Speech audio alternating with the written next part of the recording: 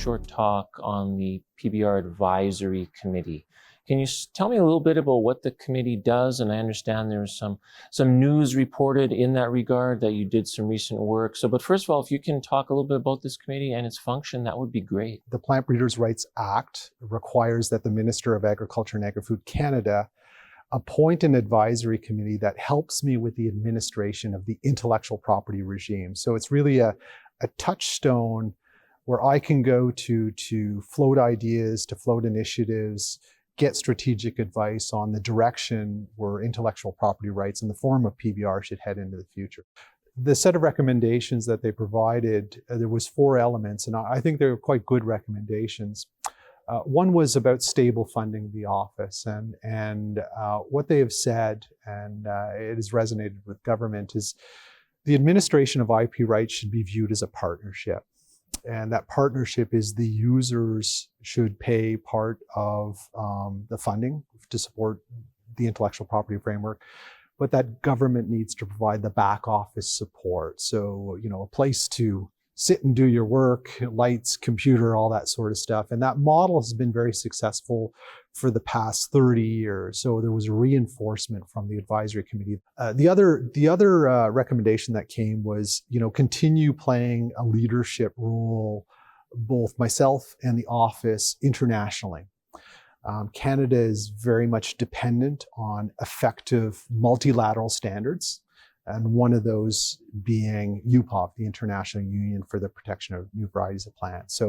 So they were highly supportive that we continue to attend UPOV meetings, take an active leadership role, identify areas where we can contribute, because maintenance of those international rules, or that rules-based order, benefits Canada a lot. It brings investment, it brings plant breeders into our country wanting to make investment release of new varieties. So I think that was a very, very good recommendation that was provided.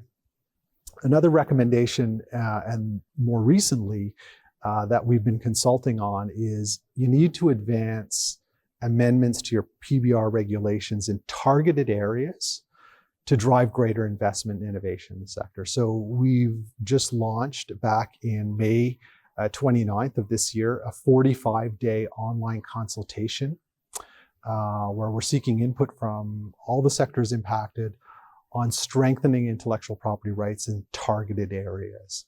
So these are the sets of recommendations that have been provided. Very useful, very important committee, and I think a lot of our success as an organization has come through the recommendations provided by this committee.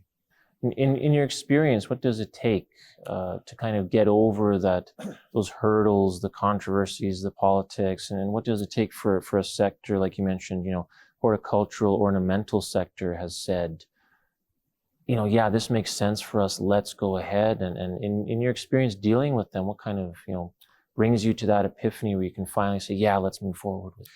The challenge sometimes in our agricultural sector is we built up structures, and there's many parties at play and many decision makers, both inside and outside of government. I think, the way to lead forward in agriculture is to start with those honest conversations and transparency. One of the issues that's under discussion right now is plant breeding. Like, how do we get more plant breeding, especially in those types of crops that are self-pollinating in nature? So, wheat, barley, oats, puts a lot of pressure on the public sector to be in there to furnish those innovations. And they've been doing a really, really good job. But you always have to look into the future and say,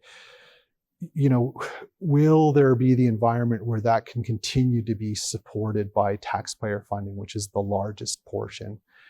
Where in some of these other areas, they've moved to more self-sustaining funding, which is say it's still a public sector entity, but it acts more like a not-for-profit. And its IP rights are very, very important for generating revenue to support those activities. So I think that's probably the starting point, is approaching these discussions collectively.